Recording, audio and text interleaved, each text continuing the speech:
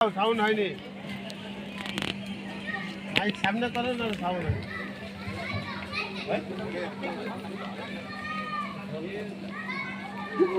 যে একজন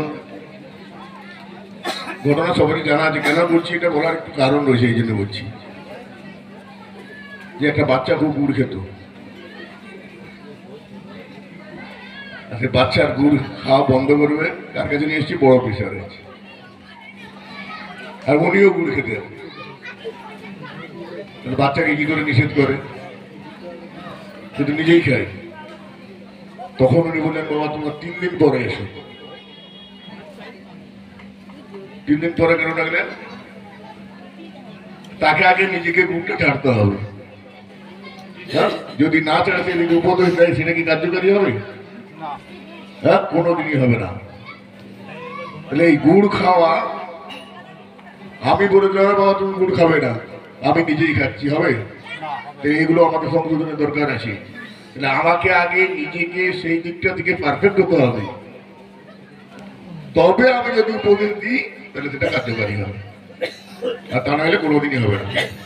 তাহলে আমি নিজেই করছি, আমি নিষেধ করলে কি করে শুনবো? মানুষ মানবে? তাহলে এইগুলো আমাদের আগে দরকার, 1 নম্বর। দ্বিতীয় নম্বর, কোরআন শরীফ বাকারার অর্থ কি? বাকারার মানে কি? সূরা বাকারা দিয়ে শুরু হয়েছে,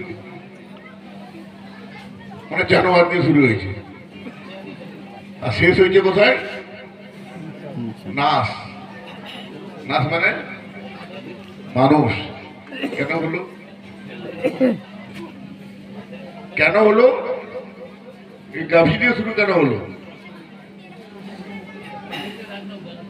তাহলে আমাদের মধ্যে যে প্রচন্ড স্বভাব রয়েছে, সেইগুলো যতক্ষণ পর্যন্ত আমরা ঠিক না করতে পারি, সে কোনোদিন নাচে পৌঁছাতে পারবে না।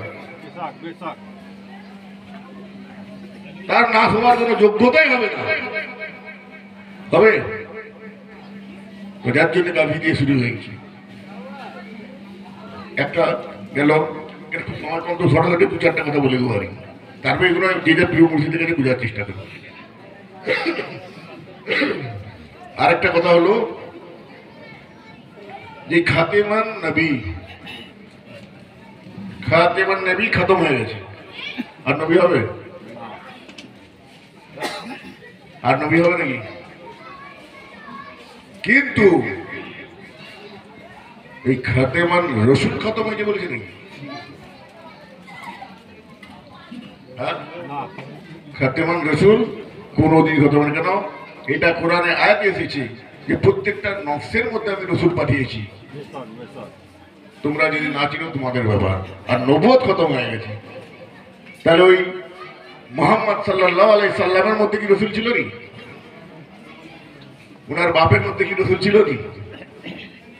হ্যাঁ, তাহলে সেই রসুলকে যারা হাসিল করতে পারবে আর যারা করেছে তারাই অলি, তাহলে আদৌ অলি না, হবে অলি? তাহলে অলি চিনে ধরতে কেন বলা হয়েছে? কিছু কিছু কথা তো এসছে, কেন বলা হয়েছে? যে কিছু নিশ্চয়ই অলিদের মধ্যে দেখা গেছে, যার জন্য বলেছে অলি চিনে ধরো। তার সেই রসুলে যিনি পরিণত হয়ে যাবে সেই হবে বলি, তাছাড়া অসম্ভব। গেল আর একটা কথা, পীর কি জিনিস এটা বোঝানোর জন্য বলছি।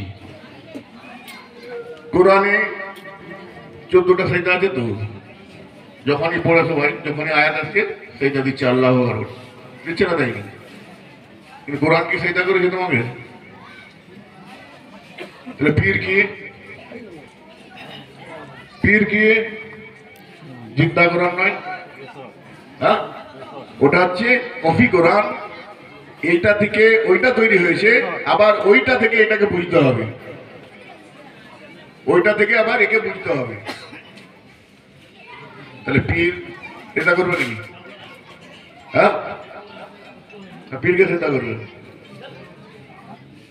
শুনো, সমস্ত জাহেরি যত কথা রয়েছে সমস্ত কিছুরই মাথা রয়েছে, আর কোনোটা ভুল নয়। যেমন একটা উদাহরণ দিচ্ছি, যেমন রসুল মেরাজে গেছিলেন, জাহেরি কথা যেটা বলছে যে উজুর পানিটা গড়াচ্ছিল, জঞ্জিরটা লড়ছিল, বিস্তরা গরম ছিল, 7 তবক আসমানে গেল, 90,000 কথা হলো, 96,000 কথা হলো, যা হয়েছে। তাহলে এইটা এখান থেকে সেই 7 তবক আসমানে যদি ওই উপরে দেখি, এটা কি সম্ভব? এটা কোনোদিন সম্ভব নয়। কিন্তু এই জাহেরির মধ্যে বাতিনের রয়েছে সম্ভব।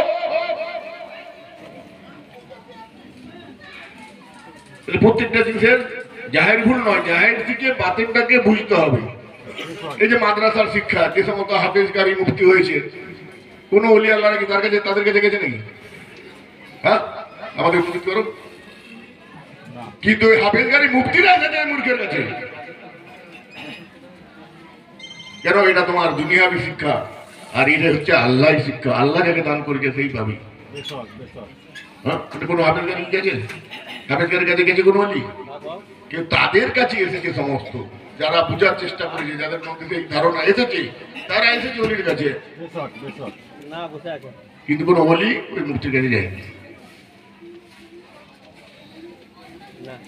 তাহলে এই কথাগুলো সমস্ত বোঝার চেষ্টা করবে। আল্লাহুম্মা